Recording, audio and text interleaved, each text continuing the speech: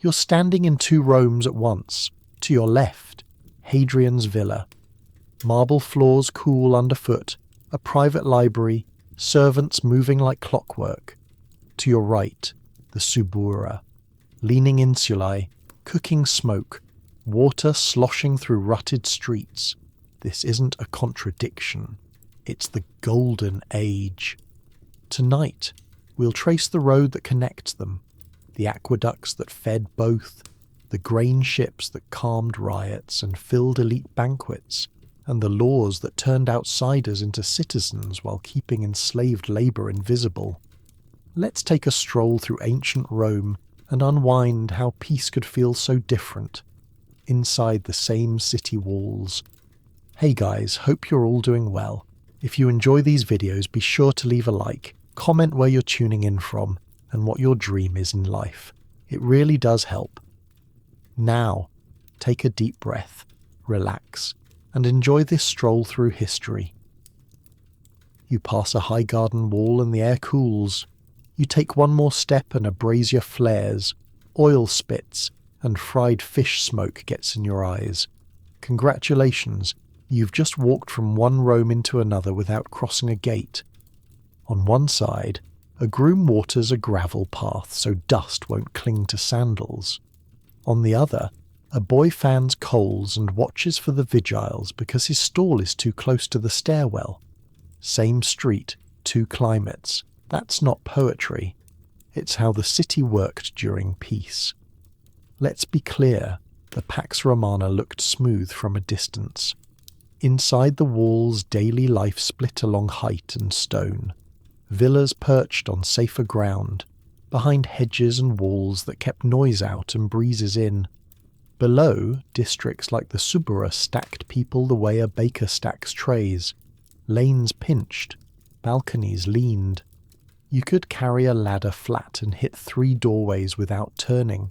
If you're lucky, your window opens. If you're not, your room smells like your neighbour's lunch and last night's lamp smoke. Up the hill, ground plans follow thought instead of accidents. Hedges form corridors, pools mirror columns. Even when the estate wasn't inside the city, think of an imperial complex laid out for silence. The lesson bled back into townhouses. Atrium, peristyle, controlled light. A well or cistern where water is a companion, not a chore. You feel the plan under your feet. Paths are meant to be walked in sandals that have never touched ash. Down the slope, the plan is survival. Courtyards are small. Staircases creak. A spill bucket lives by the doorway because someone will drop a lamp this week. The ground itself played favourites. Hills kept floods away and carried breezes. Low basins took the Tiber's moods into their cellars. You knew the seasons by smell. Spring meant damp brick. Summer meant ovens on every landing and a neighbour who cooked without sleeping. Autumn meant the river riding high and rats moving house. Winter meant braziers in rooms with shutters tight, a recipe for headaches and worse. The rich heard about these seasons, the poor stood in them. Officials knew the map wasn't kind, and they tried rules. Height limits were posted. Fire codes told you when to bank a flame. Inspectors walked the streets and did math with their eyes, counting floors and measuring walls that bowed in like tired knees. Owners shaved a story, then gained it back with a taller parapet. Lenders liked quick returns. Builders liked soft mortar. You know how this ends. Fires kept happening, and buildings kept talking to gravity, sometimes all at once. Archaeology backs up what the nose already guessed. Insular footprints crammed bulky rectangles onto tight plots, doors facing doors, rooms with one small opening and a shared wall so thin you could hear your neighbour's cough count. Wells were shared, and when they ran dry the line formed at a fountain down the block. If you had a bucket, you had a chore twice a day. Domus courtyards told a different story. Ratios of air and light rose with social rank. A central pool caught water that didn't carry footsteps or rumours. A servant carried jugs so the owner didn't carry anything. Safety moved like an escort. In an elite lane, you met gatekeepers and doormen before you met the owner. In the Subura, your doorman was whoever got home last and leaned on the door. Night sounds changed with address. In one place, a fountain whispered. In the other, a cart rattled until it hit a stone, someone cursed, and a baby woke. Peace didn't remove risk, it just decided who met it first. You want a snapshot? Stand under a lintel and look up. A townhouse ceiling shows coffers and paint. An insular ceiling shows boards patched with boards, and a smoke stain like a calendar. The landlord hands you a lamp and tells you not to spill. The elite patron hands you a token to the baths and tells you to be seen at the right hour. Different safety nets, different falls, even the street taught class. Pavement stones sat snug near estates, shedding water and noise. In the crowded quarters, paving buckled, gutters clogged, and every rain turned a bend into a little stream. A porter learned where to step without looking down. A senator learned where not to step because a slave learned it first. All of this lived inside the same peace everyone talks about. Trade flowed, armies held, money changed hands without too much worry about shaving or fakes. Yet right here, the margin for error stayed thin for most. A dropped ember, a cracked beam, or a flood took a week's wages in a night. Up the hill, the risk looked like a bad harvest for a kitchen garden or a new mosaic delayed by rain. Both had problems. One had more exits. Early zoning, those shy height limits, and a constant drum of official warnings point to a city that kept trying to fix itself with rules, while the economy pushed back. People needed rooms, landlords needed rent, builders needed speed. You don't solve that with a tablet and a wax seal. You solve it with space, and space was already spoken for. If the city is one body, you can feel two different heart rates on the same street. The rich and the poor use the same arteries, roads, sewers, aqueducts. But the pulse felt different at each end. The villa's calm relied on the apartment's bustle, and the apartment's hope relied on the villa's money, joining the budget that kept fountains running and grain moving. The Golden Age held because two systems learned to share pipes without sharing outcomes. So how did the flow work day to day? Who got the first bucket, and who got the last one before the fountain keeper shut the valve? Where did the coins go after the rent collector left your stairwell and stepped into clean air? Follow the pipes and the paving stones. The engine is quiet, but it never stops. You follow the pipes like breadcrumbs. Up on the arches, water slides into the city without a trumpet. It comes cold from hills you can't see, carried by names that sound like a roster. Marcia, Claudia, Annio Novus. No debate, no vote in the street. Just flow. You don't feel empire under your sandals until your bucket is either full or light. A courtyard fountain purrs behind a wall, and down the block a line forms before dawn. How can both be true?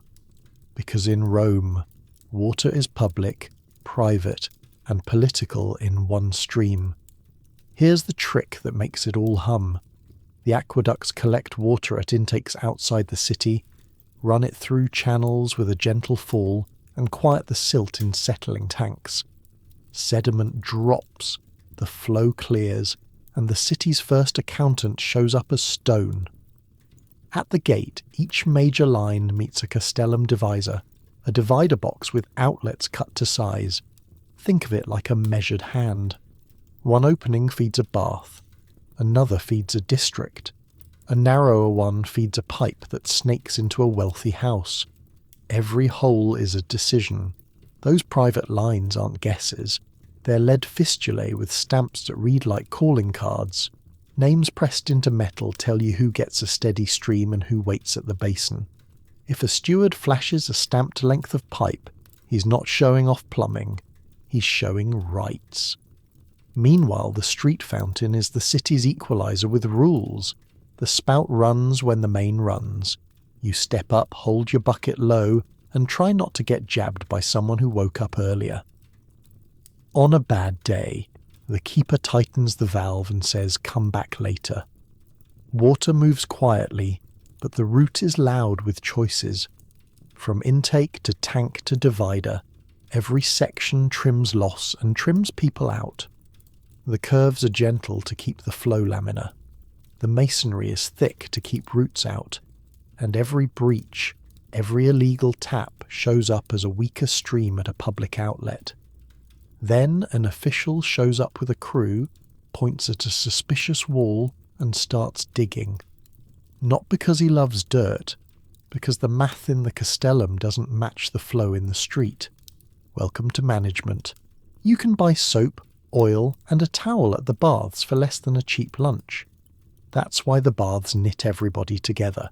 But the day inside is still sorted by time and crowd. If you're elite, you go early or late, when the rooms breathe and the floors aren't slick with 1,000 feet. If you're carrying tiles for a living, you show up when your overseer lets you go, and you take heat and steam with noise. The ritual is the same. Warm room, hot room, cold plunge. But the experience is not. You talk to who you stand next to, and who you stand next to depends on your clock. On paper, the supply looks like a feast. Estimates say the aqueducts could deliver more water than any city had seen. That doesn't mean your fourth-floor room has a tap. Abundance at the source becomes scarcity by the stairwell if your access point is a single fountain every few blocks. Per capita numbers smile. Household reality frowns. You can't carry statistics up a ladder. You carry a sloshing bucket and hope no one jostles you on the turn. Running this took more than stones and good intentions. The curatores aquarum, the water commissioners, lived in the space between engineering and crowd control. They scheduled repairs with soldiers and slaves. They tracked leaks with wax tablets and annoyed landlords. They read complaints that sounded the same. Low pressure here, dry spout there, and tried to match them with a cracked channel 20 miles away. When work crews opened a section, you could hear the city hold its breath. Baths cooled, fountains coughed, private lines kept trickling and people noticed. Let's be clear, private connections weren't just nicer, they were calmer. A lead pipe into a courtyard meant no queue, no bumping shoulders, no jokes about cutting in line. A fountain meant you made small talk with neighbours you didn't choose. Kids darted between legs. Dogs learned the sound of a bucket hitting stone. If you were lucky, your turn came before the keeper waved you off. If you weren't, you came back at dusk and tried again under lamplight, when thieves watched and the watchman yawned. Even waste told 2 stories. In the big houses, water that gushed in pushed waste out, carrying smells away before they had time to settle. In the upper floors of cheap blocks, you dealt with jars and timing. If the latrine on the landing clogged, you learned the alley's bad angle and the fine for throwing after dark. Aqueduct water kept the sewers moving, but only where the gradient helped and the connections were real. Gravity still had favourites. Bath schedules wrote a social map without using ink. Festival days swelled the crowds. Paydays swelled them more. Early afternoons thinned them, unless the heat was brutal and work paused. The bathhouse staff learned faces. The attendants knew who tipped and who argued, who lingered in the warm room to talk politics and who dunked and ran. Relaxation had a class schedule, just like everything else. You start to see the logic. If water can be measured, granted, and cut, it becomes a lever. It shapes who sleeps well, whose kitchen runs cool, who avoids the alley at night. And once you accept that levers work, you build more of them. Food next. ships, warehouses, mills, ovens, and a list of names that decides who gets a free loaf and who pays full price. So here's your clean answer without soap. Water made mornings work for the many and made afternoons effortless for the few, and it did both by flowing through a system that sorted bodies without raising its voice. The pipes carried status as quietly as they carried water.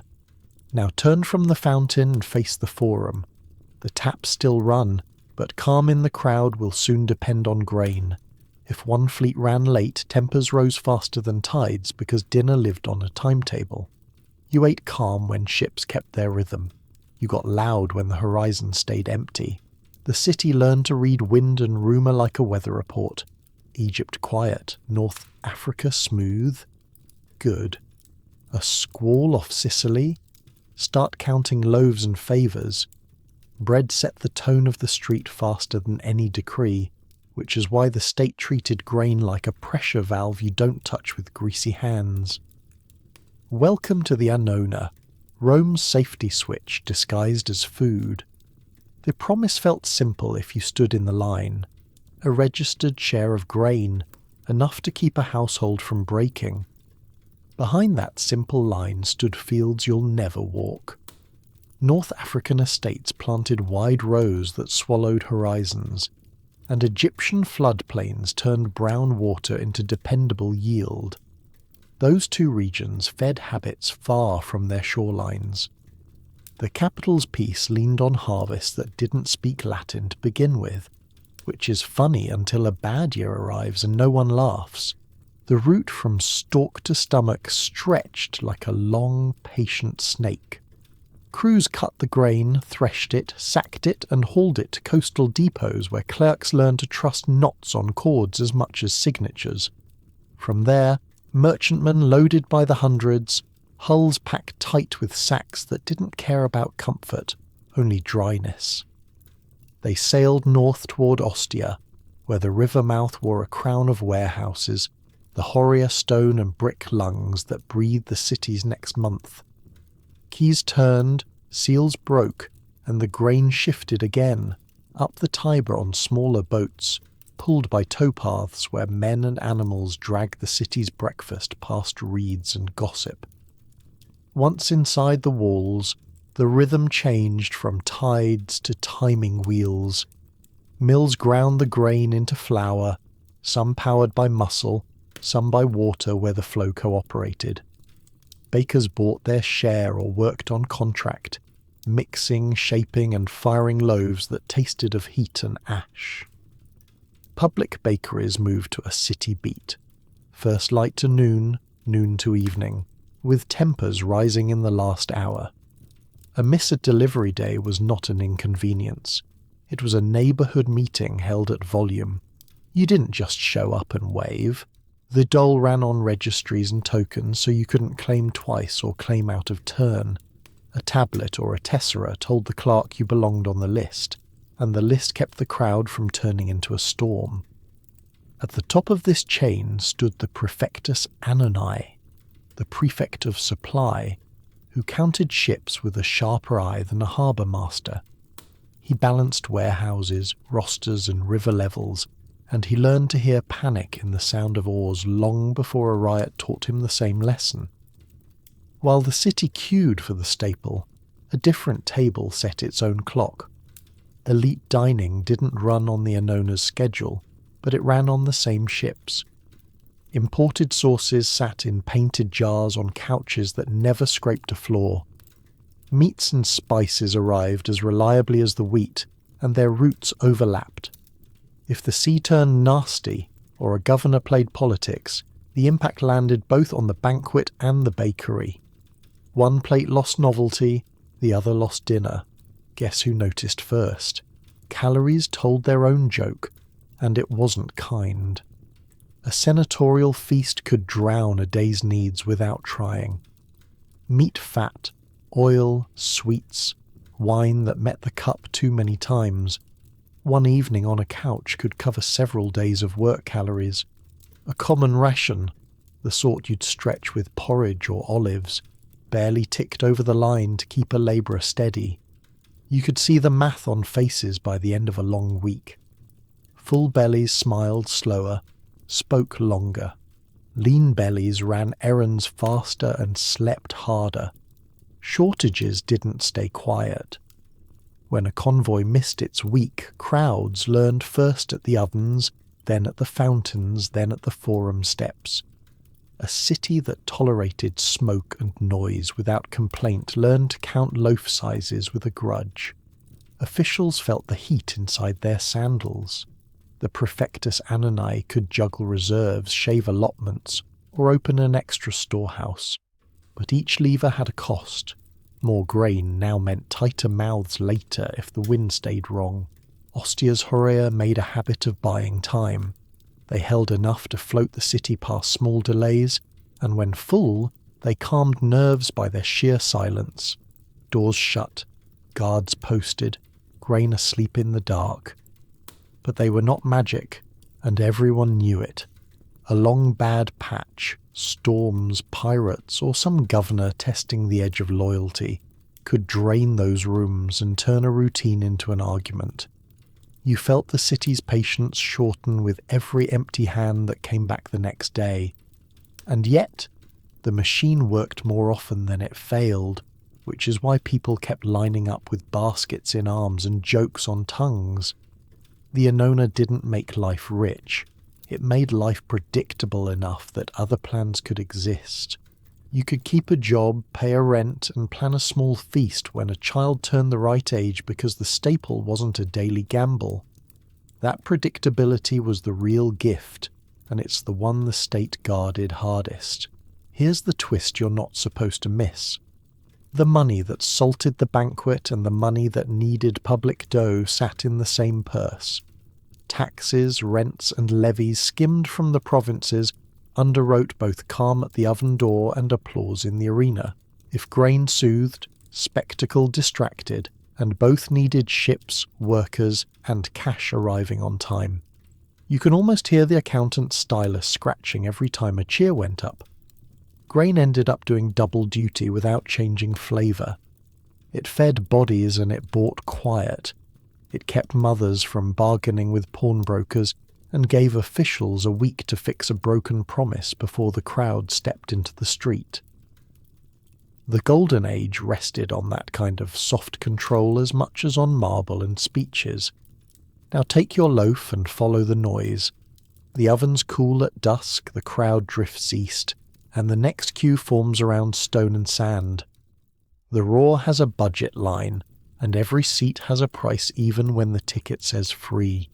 You carry your loaf toward the roar and step into a gift that keeps sending a bill.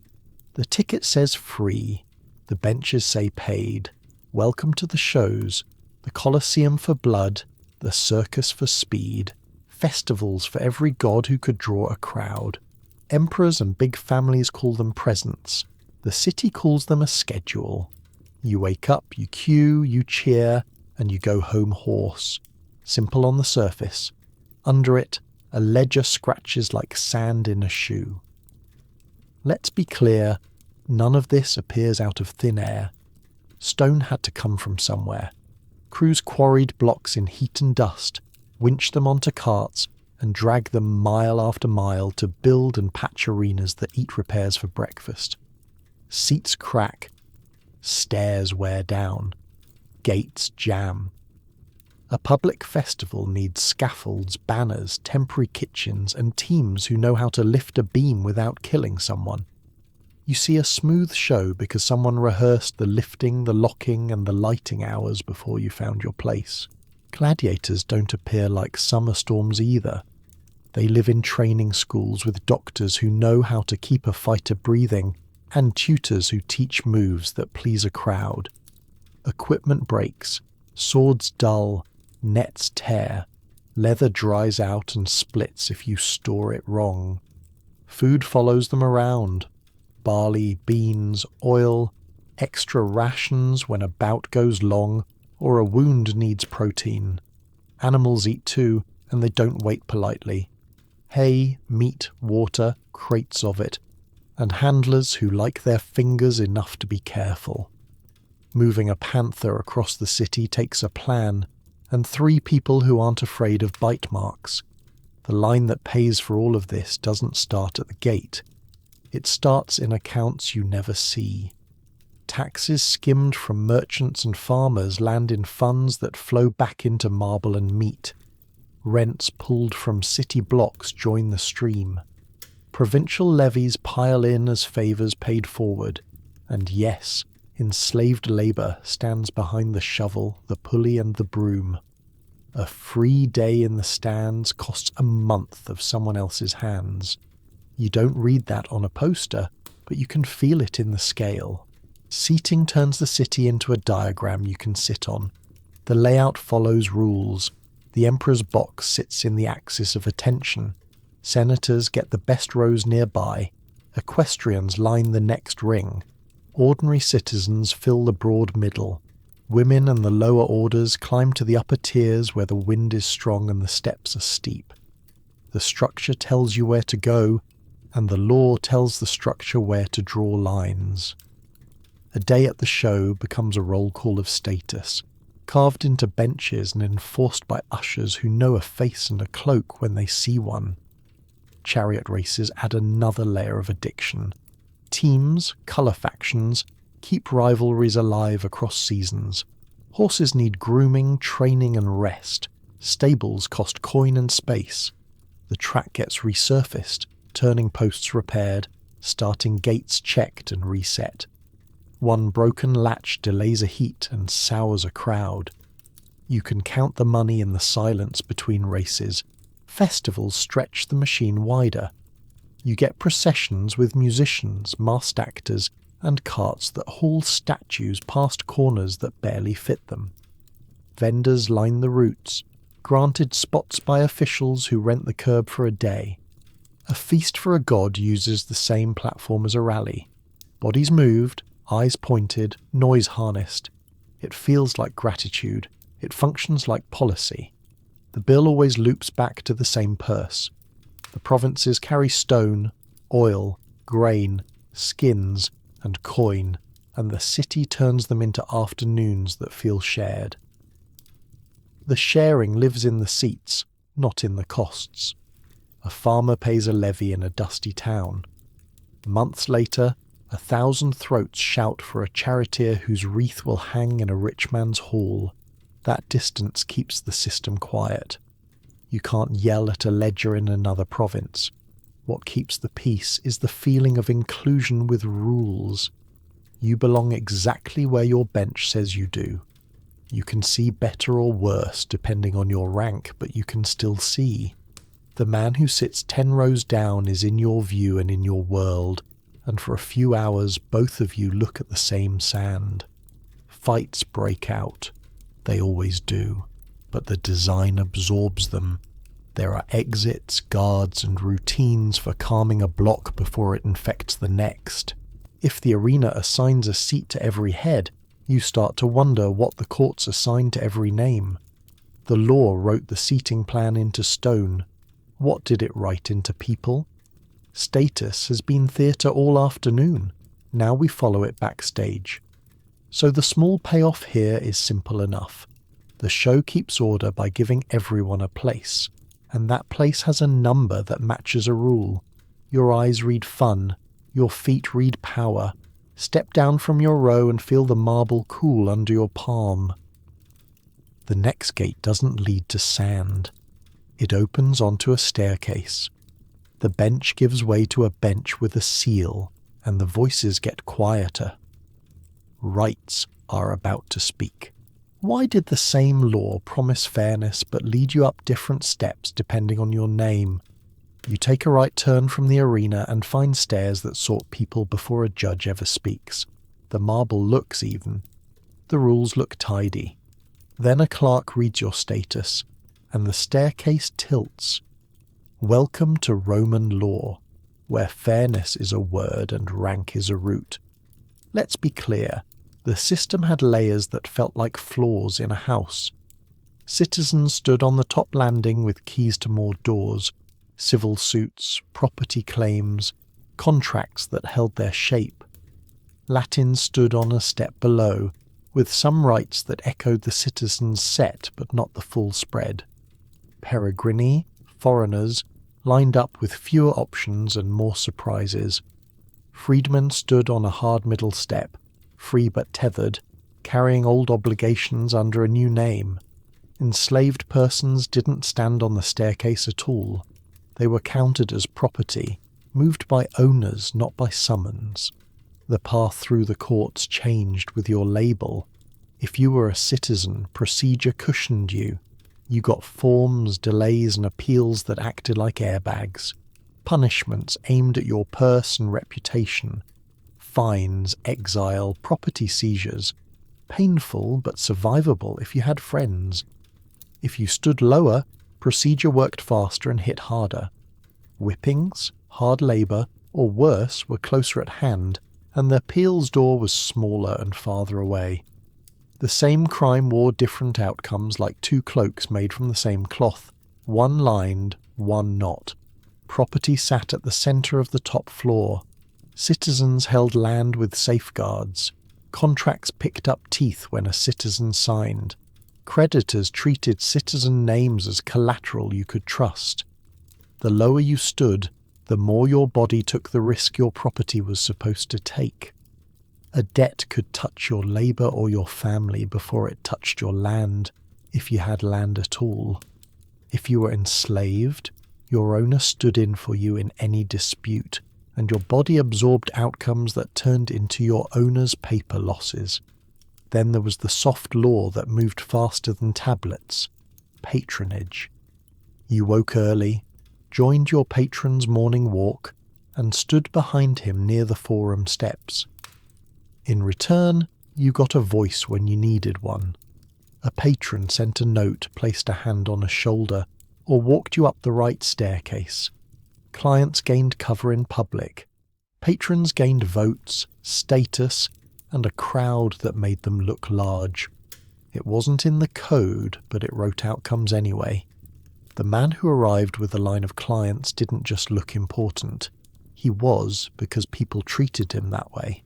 Freedom had a door, but it had latches. Manumission happened by ceremony, by census entry, or by will.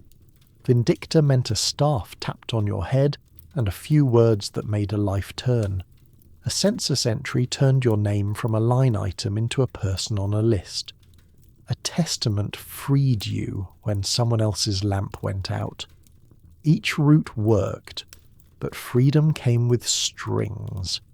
As a freed person, you took your former owner's name and kept duties that could call you to work, vote a certain way, or show up when asked. Your children climbed higher than you did. That was the quiet promise. You lived free and bound at once. The law's old bones still showed through new skin. Echoes of early rules lingered like a tune you can't shake. You felt the Republic's memory in the forms and the way rights tied to names and property. When jurists wrote handbooks, they explained who could do what, and you learned to read the gaps as much as the rules. Imperial answers drifted in like letters that settled arguments but also confirmed the pecking order. A rescript might soften a blow for one group, then draw a sharper line around another. Class sat in the margins of every paragraph. Courtrooms revealed status before cases did. Who stood, who sat, who spoke first. These were decisions with a costume. A senator used titles like tools. An equestrian used connections like a ladder. A citizen used forms like shields. A freedman used a patron like an umbrella. A peregrinus used patience and luck. An enslaved person waited while others spoke about them. That's how procedure turned status into steps you could feel under your sandals. Penalties matched the staircase. If your name carried weight, disgrace hurt more than bruises, so the law aimed for shame and loss of place. If your name carried little, your body took the message. Public whippings were podcasts without words. Hard labour said the quiet part out loud. The logic was simple and cold. Punish where it works fastest. The result was order that looked fair from a balcony, and felt uneven at ground level. Even so, the system had flex. A citizen could fall, and a freedman's child could rise. Contracts crossed districts. Marriage ties moved names. Military service and civic work opened doors that used to stay shut. But the climb took time and stamps, not speeches. You changed your life by collecting approvals like small coins, one after another, until your pockets felt heavier and a clerk treated you like someone different. You see the pattern now. Law promised a common peace and delivered it by writing different routes for different people. It reduced open conflict by making the edge of each class smooth and predictable. You could live with a rule that bent, as long as you knew where it bent and how to stand on the right side of it. That's how a city this crowded stayed mostly quiet. If rules can lift a single person by inches, could they lift whole regions by degrees? If a stamp on your name can open a door, what can a stamp on a town do? The state already knew the answer. It treated status like a tool it could pass down a line, one grant at a time, until strangers sounded less strange at the register. So the small payoff here is simple. Roman law managed friction by turning status into procedure. It kept order by guiding you up certain steps and away from others, letting advantage wear a smile that looked like fairness from far away. Now swing the door and step into the census office. A neat line of tablets waits, and a name written cleanly can change the street you walk tomorrow. What did Civis change? Your morning, mostly. You walk to a shop and the clerk weighs your grain with less side-eye. You sign a contract and the ink feels heavier because a court will back it.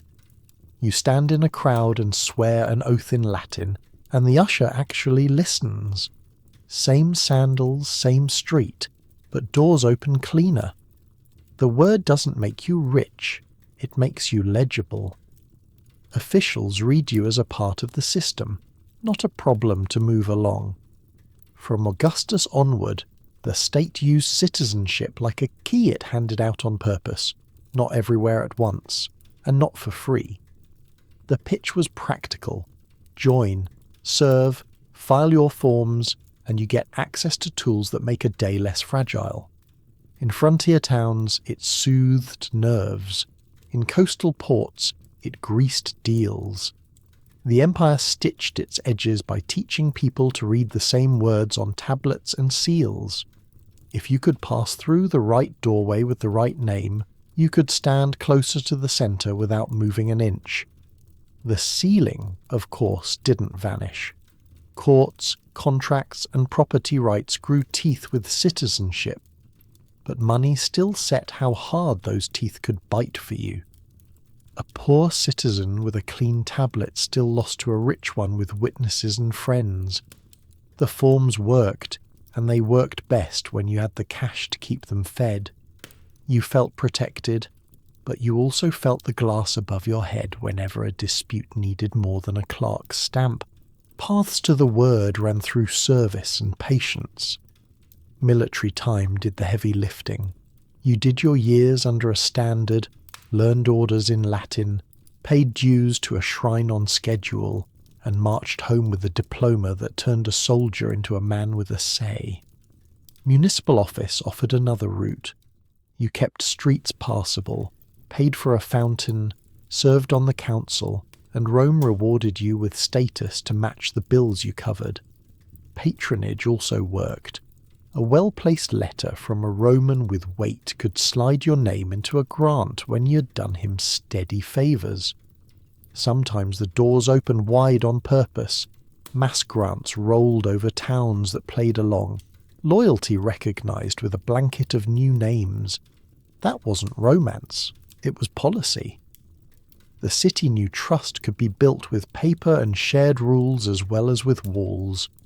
When a whole community could sue, trade, or pass property under Roman forms, it behaved in ways the centre could predict.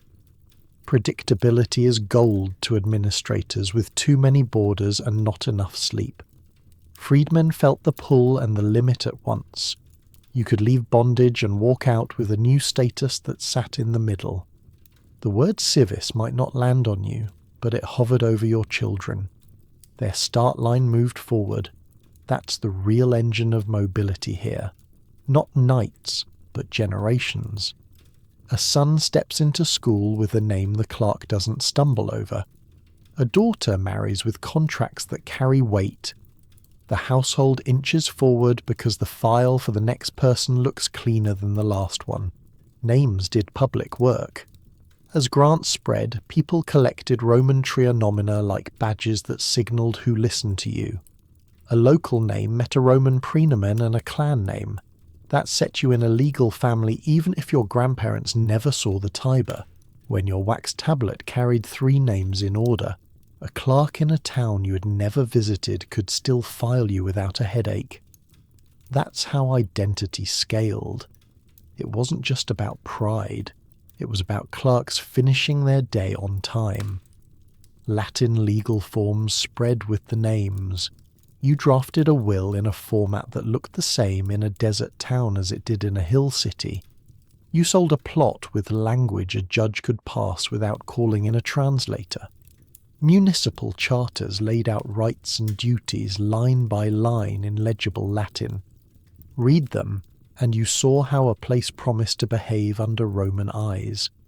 They turned custom into something you could point at when a neighbour pushed a boundary. You can still touch the change in stone. In Spain and North Africa, inscriptions record lives turned by stamps. Men who held small offices, veterans who retired with land, families that celebrated a new status by carving every part of their new name into a slab. Those lines look dry until you hear the relief inside them. Contracts that would stick, claims that wouldn't drift, a fine you could pay instead of a beating you had to take. The promise reached out even to the edges of memory. Rome liked to tell a story about openness, about welcoming outsiders who learned the customs and spoke the words. It wasn't charity. It was a strategy that kept soldiers loyal and local elites useful. Call it an old habit dressed up as policy. The core never forgot that fresh citizens become fresh stakeholders. Stakeholders behave in ways that keep grain moving and taxes coming without a fight. Day to day, the difference showed up in small frictions removed. You went to court and stood on a mat that was meant for you.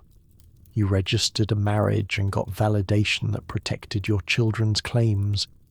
You bought a field and slept without counting cousins who might show up at harvest with a cudgel and a story.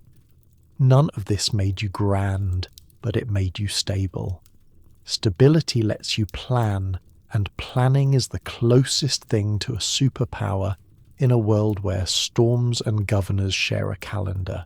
The price was conformity, and most people paid it without complaint. You learned Latin forms even if you joked at home in another tongue. You wore names that fit the register. You praised the right gods in public even if the household shrine stayed stubborn. Integration worked because it asked for habits more than hearts. Habits hold. So, what did civis change? Enough to matter. It stitched distant lives into Rome's fabric with thread the centre could follow. A contract here, a court case there, a tax paid on time, a son saluted at muster, a daughter's dowry recorded clean. The weave ran through households, which meant the pull on every new citizen tugged on people behind him in the doorway. Open the villa door and listen for the footsteps. The hands that set the table, count the keys, and turn the mill know how far the thread will stretch. Whose day begins before the lamps are out and ends after the last cup is washed? Yours, if your name sits in a household ledger and not on a doorway. You move before the city wakes, slip through rooms that don't say your name out loud, and make quiet look natural. By the time the master yawns and asks for water, your hands already counted the jars, skimmed the oil, and set the morning to a beat no one notices unless it stops. Let's be clear. enslaved labour kept the elite calm and the city regular. Call it the operating system behind the marble screen. In a townhouse you turn keys, stoke braziers, sweep corridors, manage storerooms, and watch the clock by candle stubs and kitchen smoke. In the market you carry bales and hold places in queues for people who never stand in one. On estates you move with the seasons. Prune vines, press olives, bring in the wheat that fills someone else's pantry. In the office corner, you copy letters, read accounts, and keep the schedule that makes a patron look clever. The empire worked because this work never stopped. Philosophers liked virtue talks, households liked results. So the rhetoric floated while real life ran on coercion. Domestic staff stood close enough to learn moods and secrets. Agricultural crews worked fields that drew straight lines past the horizon. Miners cut into rock where daylight felt like a rumour. In towns, clerks and secretaries in chains of duty turned a governor's day into a path he could walk without thinking. The tension was open and quiet. High talk about moral order on one side, orders spoken into somebody else's back on the other. Inside Hadrian's circle, the machine ran smooth because hands made it so. A steward woke first to count stores and assign tasks. A cook handled menus that balanced what arrived from the estates with what the season allowed. Tutors drilled children on verbs and sums, and they reported up the chain just like the gardener who checked the fish pond level. Secretaries managed correspondence, tracked favours, and filed names in the order they would be useful. Skilled workers tuned instruments, mixed pigments, repaired mosaics, and doctored scrapes and fevers before they became trouble. The rhythm wasn't magic. It was management leaned on bodies. Freedom sat at the far end of a long hallway. Manumission worked as a carrot and a leash. Serve well, keep steady, obey, and a ceremony might turn a subject into a person with a thin slice of independence. That promise motivated effort and obedience at the same time. Freed status came with duties you didn't choose, a tether to a household that used you while praising you. It was mobility in measured steps, and the measurement kept the order stable. You hear the empire through the few voices that survived in writing. Owners wrote the most, sometimes praising good service in a tone that sounded kind until you noticed who held the pen. Occasionally a carved stone kept a name and a role, a short line about work done well, or a hope about children stepping beyond a doorway their parents never crossed. Those are rare, which says plenty. The people who kept the lights on did it quietly, and the record kept them quiet too. Scale mattered. In some regions and seasons, a frightening share of the people you met were enslaved. Cities hummed because many hands did small jobs that together felt like fresh air and ordered streets. Estates grew rich because labour costs stayed as low as fear could keep them. Mines paid in silver and lives. The golden age glow you hear about drew power from bodies who could not vote on the use of those bodies. That glow made a lot of minds feel comfortable with calling this normal. The engine did more than cook and carry. It coached children who would sit in the Senate one day. It healed fevers that would have spread through a house. It wrote letters that moved money. It rehearsed a master's speech. It filed taxes, measured grain, counted amphorae, and timed deliveries. When that machine ran well, the owner looked like a genius. When it hiccuped, a punishment taught it rhythm again. How many more calories did the couch hold than the curb? Enough that the city could tell who you were by your plate. You lie on a couch with a cushion under your elbow, or you stand at a counter with your coin already warm. Same city, different appetite. The elite ate variety and travel. The poor ate habit and heat. Both called it dinner. Only one called it a performance. Let's be clear, a senatorial evening didn't start with a main course. It started with the show of being able to start early.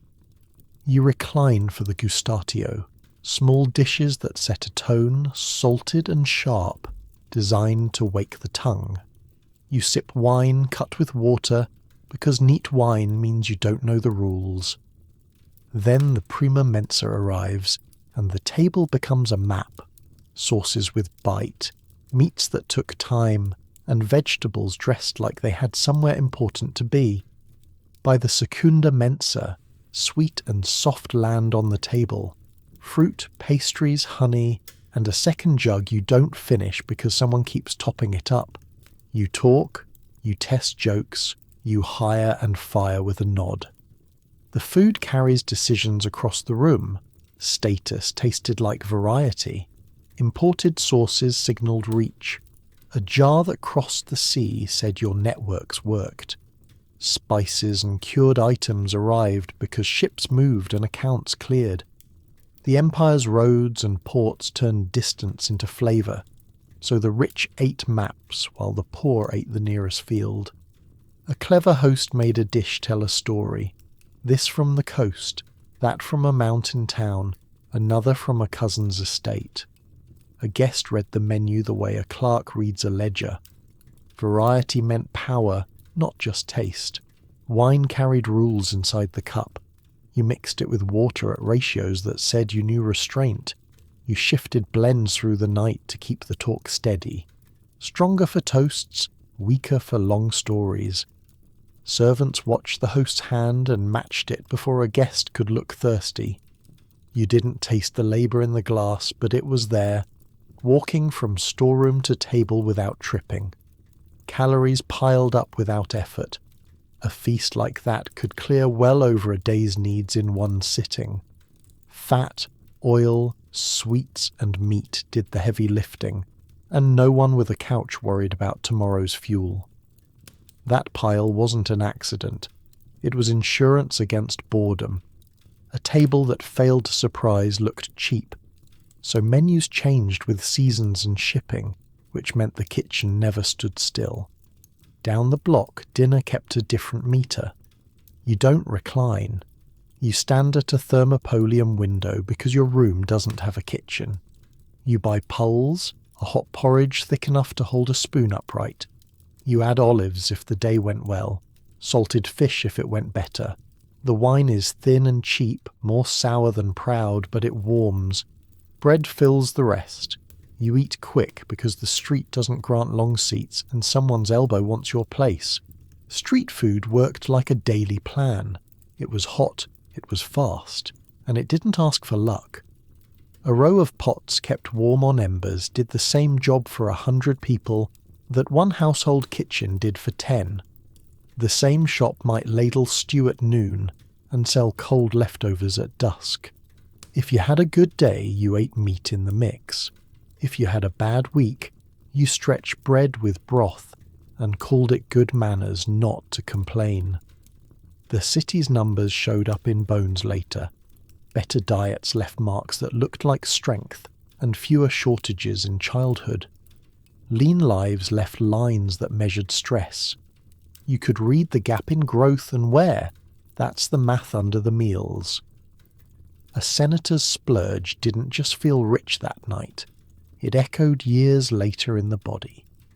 A dock worker's ration kept him on his feet, barely, with little left for repair. Even the way food moved told on status. Elite kitchens lived on logistics that touched coasts and coin. Ships came in, stores filled, and menus nodded to far places. Ordinary households lived on what the next stall could hand you in a rush. If a shipment missed, a banquet lost novelty and shrugged. A block without ovens lost dinner and got angry. Both depended on the same arteries, only one had a buffer. Thermopolia patched the city's lack of private kitchens. In stacked blocks, stoves started fires, so the street sold heat instead. Counters with jars sunk into stone kept dishes warm and safe from elbows. The shopkeepers learned faces and debt. You paid today for yesterday's bowl more often than you admitted.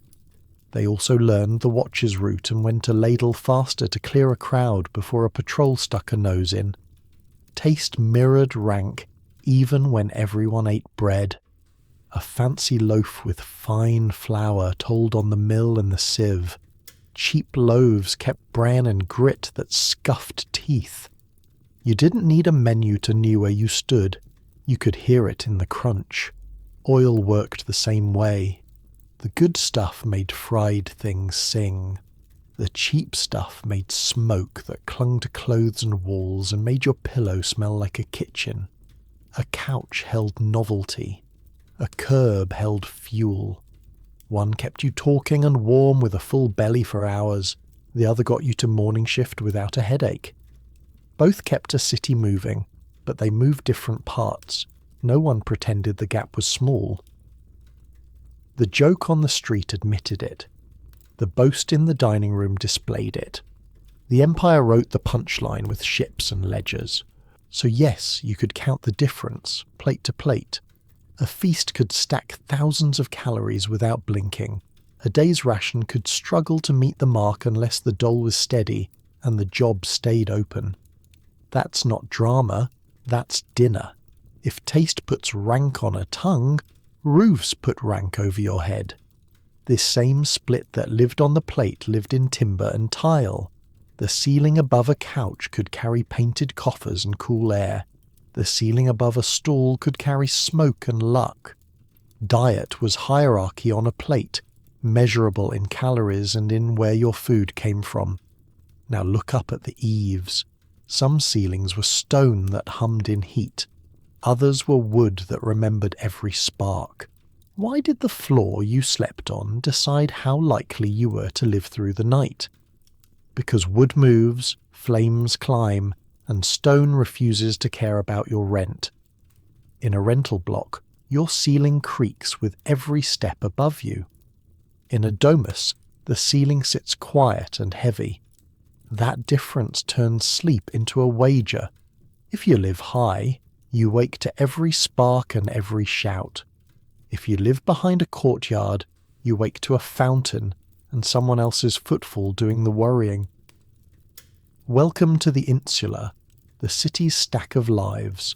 Multi-storey, fast-built and full of rooms the size of a mule stall.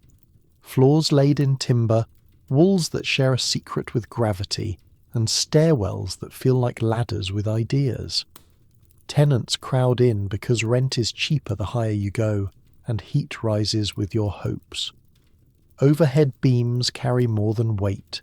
They carry smoke, oil vapours, and the sound of pots banging when someone's dinner goes wrong. Lamps hang by habit. A mist wick trimming becomes a neighbour's late-night knock. Down the hill, a domus keeps its shape even when the city doesn't. Marble thresholds sit level year after year. Brick and cut stone set a frame that doesn't talk back in wind. Light wells pull air into the centre. Private latrines join a sewer without asking a neighbour for a turn. You move through rooms that were drawn by a mind, not by a landlord's ledger. Courtyards bring sky to the middle and push smoke straight up, not sideways into a hallway with 12 doors. Now why did those towers lean? Incentives. Speculative construction meant speed over strength. A builder borrowed, threw up 4 or 5 floors, and hoped to collect coin before the plaster dried. Timber joists met thin brickwork that bowed if a cart scraped the wall outside. Plaster hid cracks until rain made them honest.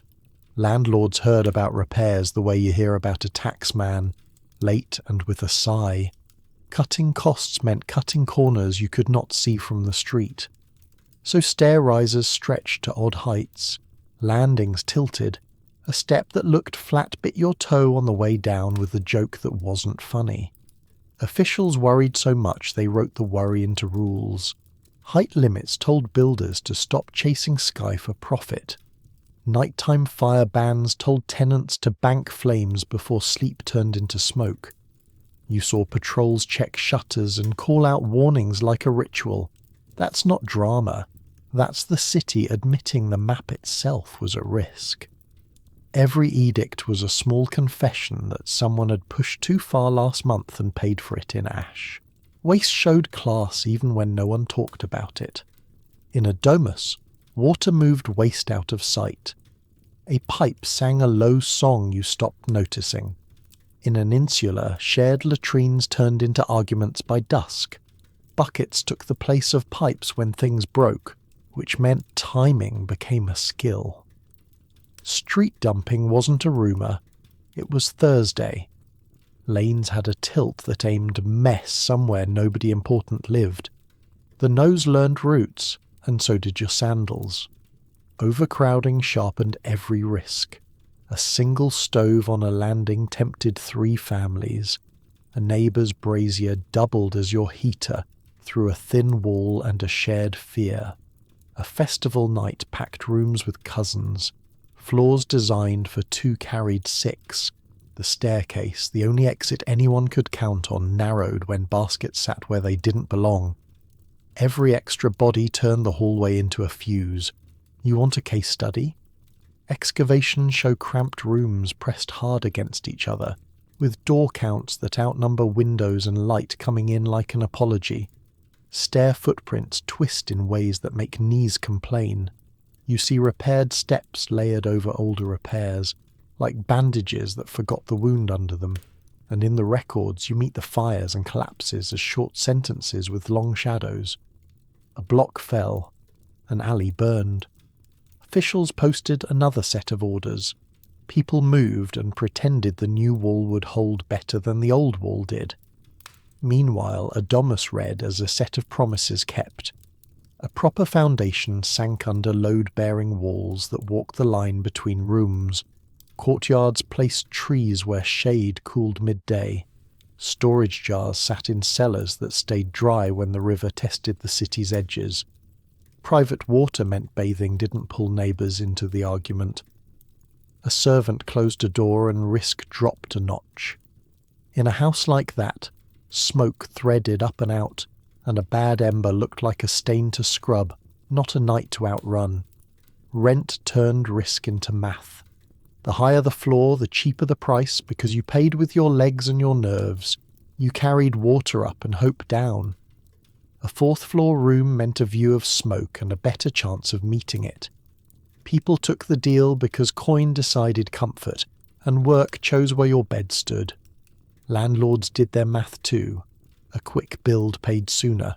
A careful build paid later. Guess which one a lender liked in a crowded city with mouths to house. Fire didn't only take wood, it took time. A burned corner meant tenants sleeping under another roof, heads on knees, waiting for space to open. A collapsed stair cut off entire floors until a crew dared the climb to clear debris and prop beams with poles. You learned to keep a small bundle near the door, not for thieves but for flames that didn't care about your savings. So the poor counted nights by the sounds a building made. A deep creak from a beam, a pop in the plaster when the heat changed, feet on steps that told you whether the landing was safe or sagging. The rich counted nights by the calm a house provided.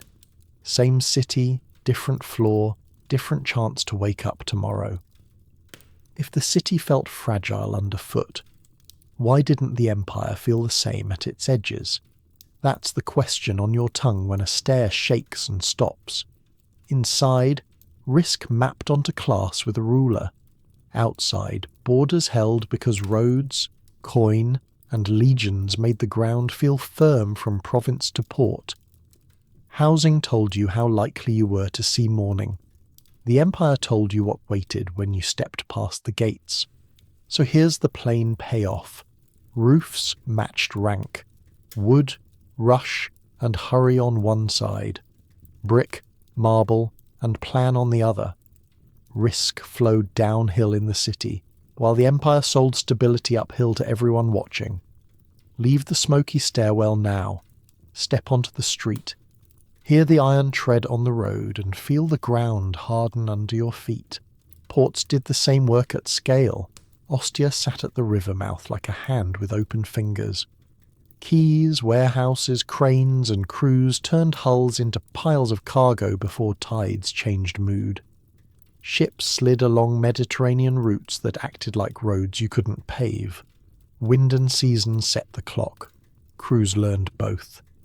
The city's appetite, stone, grain, oil, people, flowed through that choke point without much romance. You could stand beside a crane and hear rope speak the language of taxes. Coinage greased the whole machine. Standard coins let a dock worker in a port and a muleteer in the hills agree on price without a fight over weights. You paid rent, wages, and bribes with discs that kept their value long enough to matter. The emperor's face watched every exchange like a small oath. That was not decoration. It was a reminder. The image told a story about peace and order that travelled faster than a herald could shout it. You held the claim in your palm whenever you bought bread or paid a toll. Trust rode inside those coins.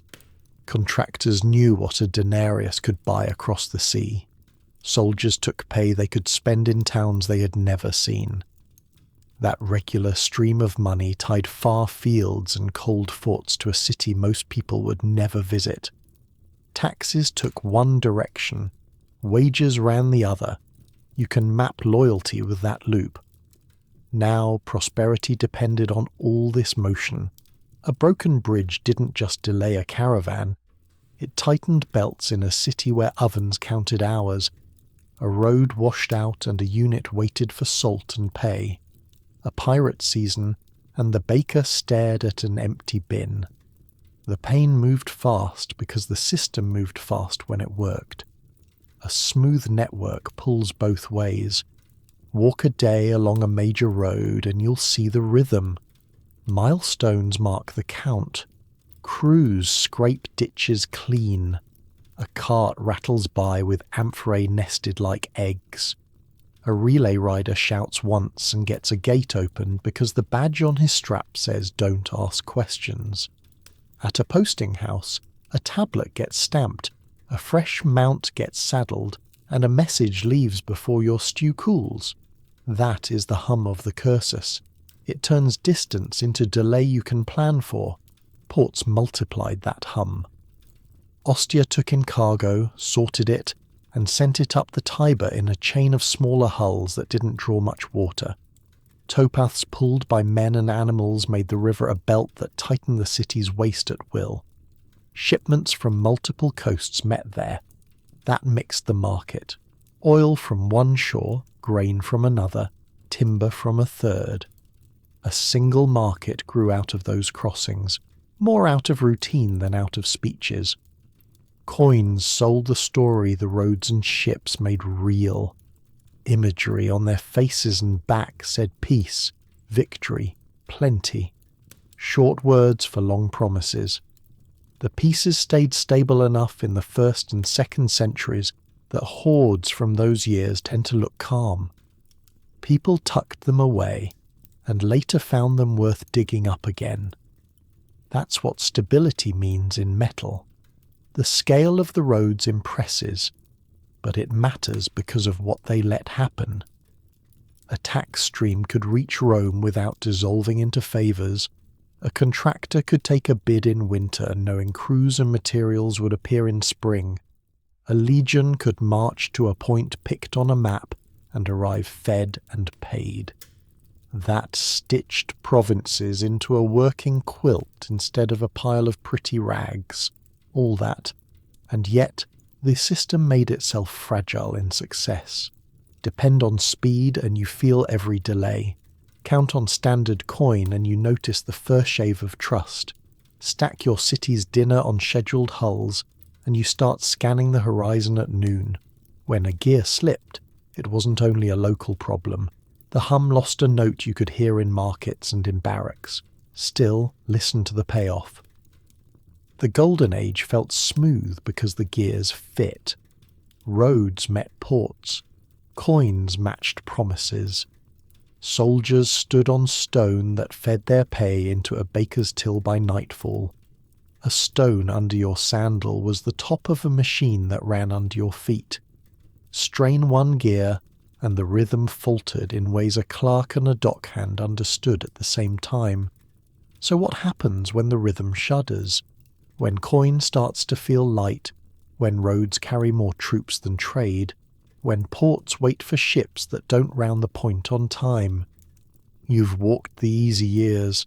Now step into the century that tries to reset the metronome and keep the crowd from counting the pauses out loud. What do you hear when the crowd that loved games starts watching the grain ships instead? Silence between chants.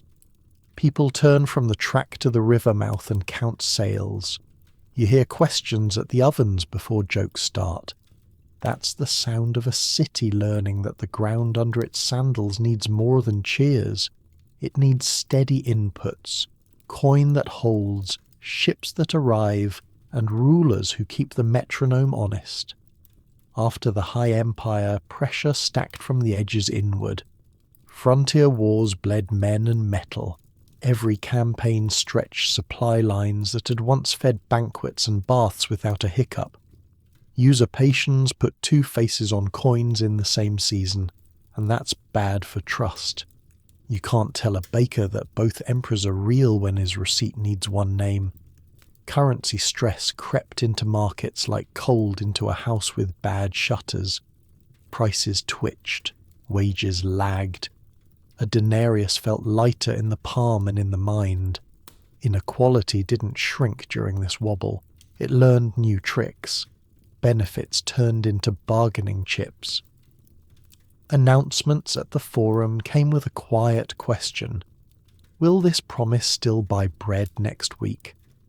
Supply lines thinned, and everyone knew how fast thin turns to break. These same networks that once brought spices to elite tables and grain to public bakeries started to miss beats. When novelty foods vanish, the rich grumble. When staple shipments skip a week, the poor get loud. That difference set the pace of fear. You could spot early signs without being a clerk. Emperor successions tightened and shortened. New names climbed the steps before the old wreath stopped smelling like laurel. Military budgets grew heavier, and not just on paper. More coin went to pay, rations and boots. Fewer coins went to marble and shows. Tax burdens tilted toward those easier to reach, with assessors pushing into towns and farms, counting mouths and tools like there were leaks in a cistern. The city heard it in new fees, sudden valuations and collectors who didn't leave when a door stayed shut. The city's calm had always depended on constant inputs. Water, grain, and coin had to move in rhythm or the queue turned sharp. When those inputs faltered, the fragility showed fast. Bath hours shifted because fuel cost more. Bread loaves shrank without an announcement. Market stalls padded prices by a handful and dared you to argue. A few nights of short tempers stretched into weeks of careful conversations between officials and crowds that had learned the power of standing still in the right place. So the state tried fixes. Price controls told sellers to stop chasing the rising tide. New lines on tablets tried to freeze a number that refused to sit still. Administration split and spread as regions were carved into smaller units to keep governors from drowning. More officials took on narrower jobs, with clearer borders to defend and shorter lists to track. Later, reorganization tightened the big picture and moved weight east, where the map and money felt steadier. None of this brought back the old ease, but it raised new walls against panic. The numbers that survived tell the trend without drama. Silver content in coins dipped. Soldiers won pay raises that kept them loyal and kept treasuries sweating. Urban unrest flared in pockets when shipments lagged or rumours ran ahead of announcements. Administrative reforms followed like men patching a roof during rain. The point wasn't to win a beauty prize, it was to stop drips from turning into collapses. You lived the change in small switches. A landlord asked for rent in mixed coin and grain. A baker weighed flour twice, suspicious of paper guarantees. A contractor took a job only after seeing a chest opened. Crowds still went to the games, but the cheers sounded like relief when ships were in view, and like habit when must stayed stubbornly absent. People learned to read harbours the way they once read calendars. The old two Romes, elite calm and crowded hustle, didn't vanish. They adapted. Wealth moved where administration felt safer, following new capitals and new schedules. Identity shifted with it. Faith at the centre changed the way mornings began, and how people swore oaths, giving a fresh frame that stitched towns to the state with a different thread. The urban machine kept running, but it changed which parts wore down first and which parts got grease on time. You could feel the double pull most on the river and the road. Guards checked manifests like priests checking names. Couriers carried orders that tried to keep markets honest and troops fed, with timing that had to beat rumour. When those orders worked, the city exhaled.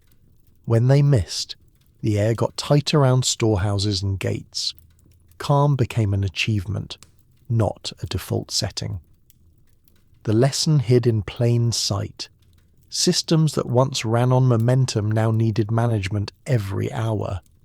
You don't let coin drift when soldiers line the frontier. You don't let grain drift when crowds can count.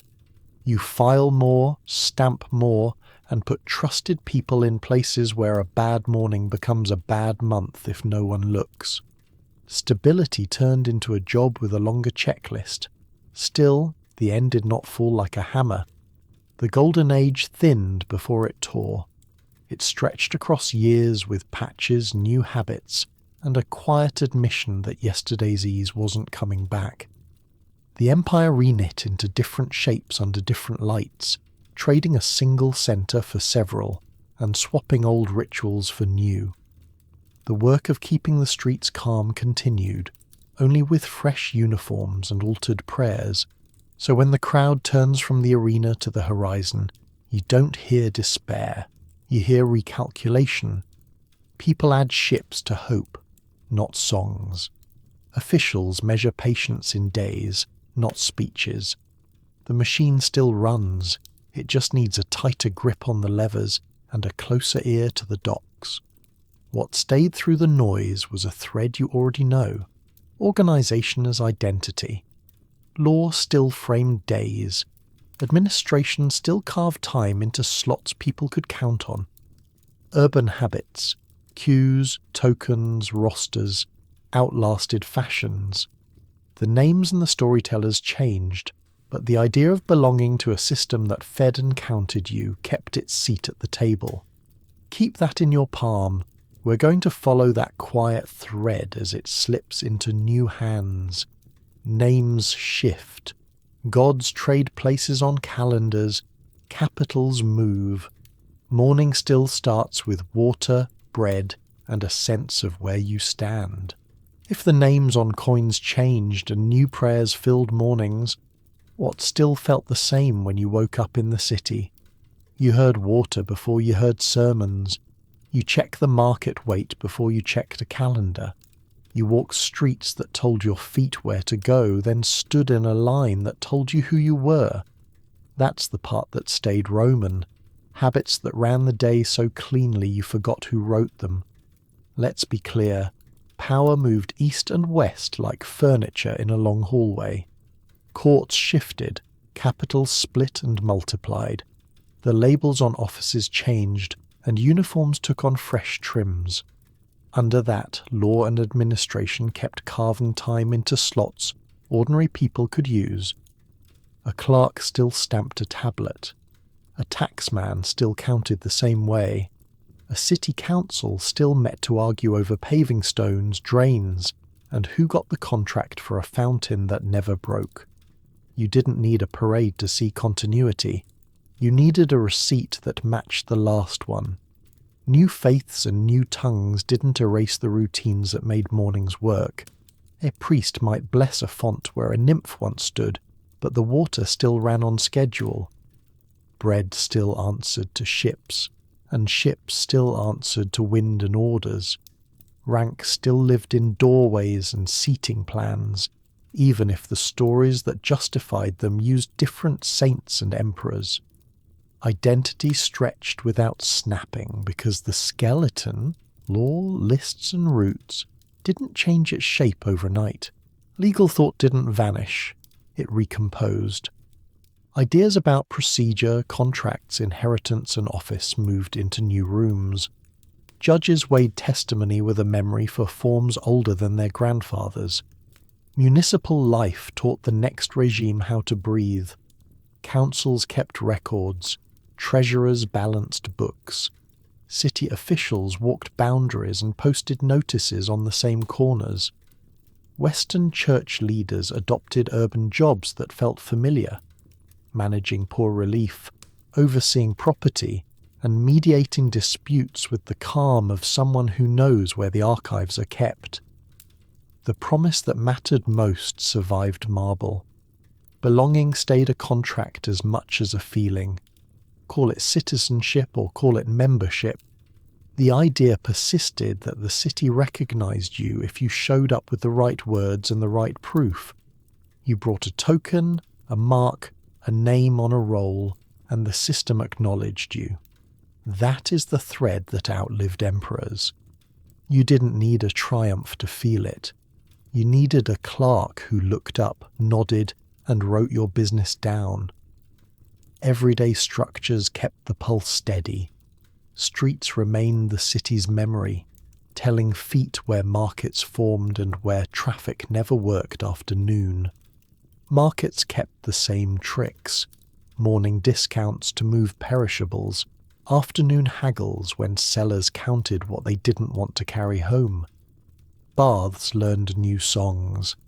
Some rooms turned into baptistries, and the steam dropped to a whisper, but the building still taught crowds how to move through a day. Entry, cleanse, gather, exit.